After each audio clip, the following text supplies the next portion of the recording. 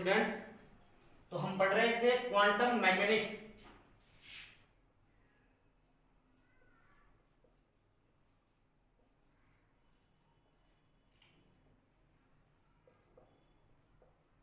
Quantum mechanics के अंदर unit number first start की थी कल हमने, और यूनिट फर्स्ट के अंदर टॉपिक नंबर फर्स्ट था फोटो इलेक्ट्रिक इफेक्ट।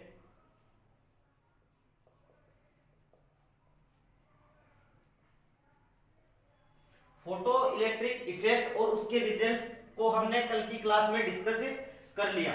तो आज हम करेंगे यूनिट नंबर फर्स्ट का topic number second, Einstein photo electric equation, Einstein की प्रकाश विद्युत समीकरण। क्या है कि 1905 में आइंस्टीन ने प्लांक की क्वांटम अवधारणा से बताया।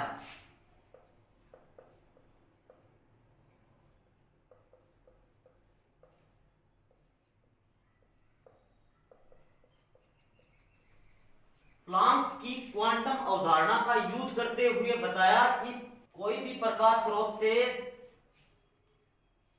जब प्रकाश उत्सर्जित होता है वो पैकेट्स के रूप में उत्सर्जित होता है, और इन उत्सर्जित प्रकाश की अपनी क्या होती है, ऊर्जा होती है।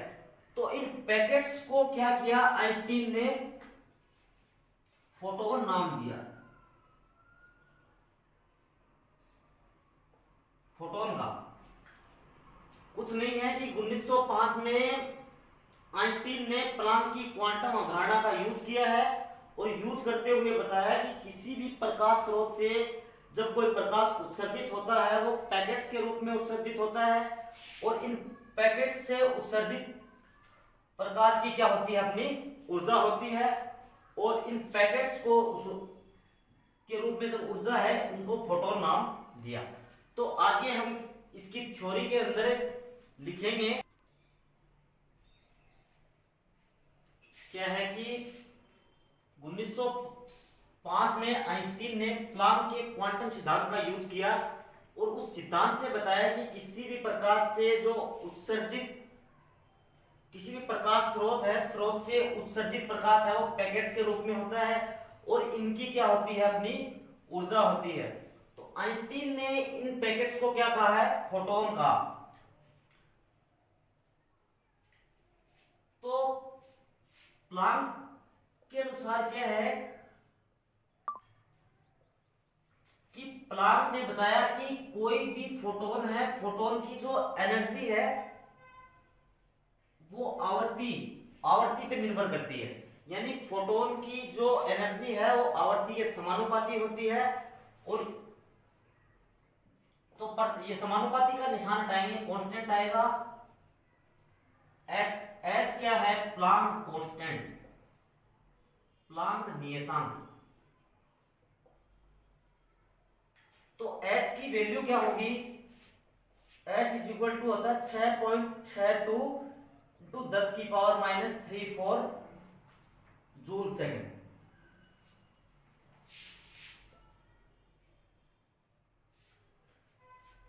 प्लांक के अनुसार जो फोटोन की एनर्जी है वो आवर्ती के समानुपाती होती है। यानी जैसे जैसे एनर्जी बढ़ेगी आवर्ती का मान भी वैसे वैसे बढ़ता जाएगा।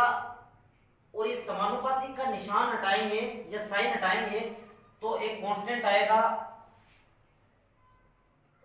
h। उस h प्लांक कांस्टेंट होगा, और उसकी वैल्यू होगी 6.62 इंटू 10 की पावर माइनस 34 जूल सेकेंड। इसकी थ्योरी में लिखेंगे तो प्लांक के अनुसार इन फोटोन है, फोटोन की जो ऊर्जा है वो प्रकाश की आवर्ती पर निर्भर करेगी, और जो फोटोन की जो एनर्जी है वो आवर्ती के समानुपाती होगी। तो समानुपाती का निशान हटाएंगे, कांस्टेंट आएगा, कांस्टेंट h है वो प्लांक कांस्टेंट होगा, जिसकी वैल्यू 6.62 इंटू 10 की पावर माइनस 34 जूल सेकेंड होगा। इसके पश्चात आइंस्टीन ने क्या किया कि एक धातु की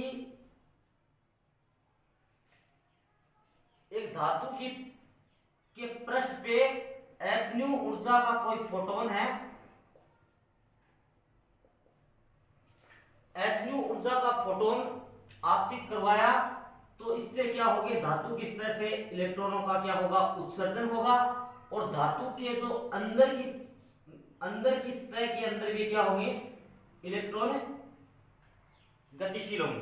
तो इन जो इलेक्ट्रॉनों को उत्सर्जित करने के लिए हमें ऊर्जा की आवश्यकता होगी, और जो अंदर धातु के अंदर इलेक्ट्रॉन है उनको भी गति प्रदान करने के लिए ऊर्जा की आवश्यकता होगी। जो टोटल ऊर्जा है उसको आइंस्टीन ने दो भागों में बांटा है। पहले की इलेक्ट्रॉनों को उत्सर्जित करने के लिए, और दूसरी क्या है कि जो अंदर की तरफ इलेक्ट्रॉन है धातु के अंदर उनको गति प्रदान करने के लिए।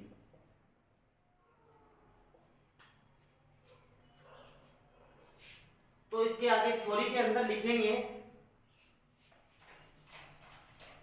क्या है कि आइंस्टीन के अनुसार जब h ऊर्जा का फोटोन किसी धातु के पृष्ठ पे क्या किया जाता है, आपतित किया जाता है, तो ऊर्जा का कुछ भाग तो धातु के पृष्ठ से इलेक्ट्रॉनों को बाहर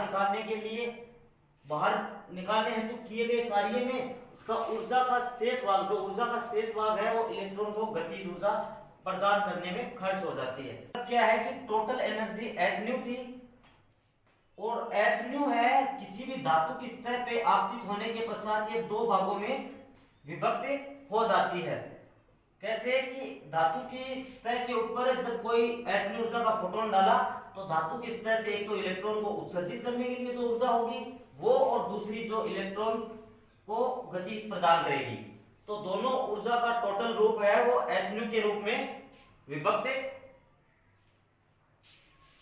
h टोटल एनर्जी है वो दोनों के रूप में बढ़ जाएगी।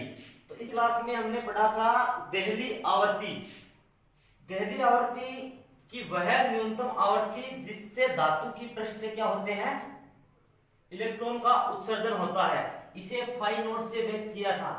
तो इलेक्ट्रॉनों के उत्सर्जन के लिए न्यूनतम आवर्ती से अधिक आवर्ती फाई नॉट हो गया, फाई नॉट एनर्जी हो गई, और गतिज ऊर्जा half mv square. Total energy h थी, इलेक्ट्रॉनों को उत्सर्जित यानी धातु के पृष्ठ से इलेक्ट्रॉन का उत्सर्जन के लिए एनर्जी फाई नॉट हो गई, और गति प्रदान करने के लिए एनर्जी हो गई हाफ mv स्क्वायर। अब फाई नॉट को हम क्या लिख सकते हैं, hv नॉट। तो hν is equal to hv naught plus half mv square.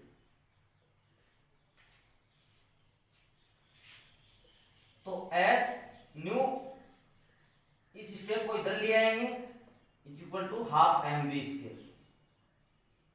s दोनों में कॉमन आ जाएगा, v minus is equal to half mv square. This equation को हम क्या कहेंगे, प्रकाश विद्युत समीकरण। This equation is called Einstein photo electric equation.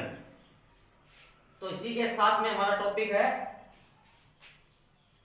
वो एंड होता है।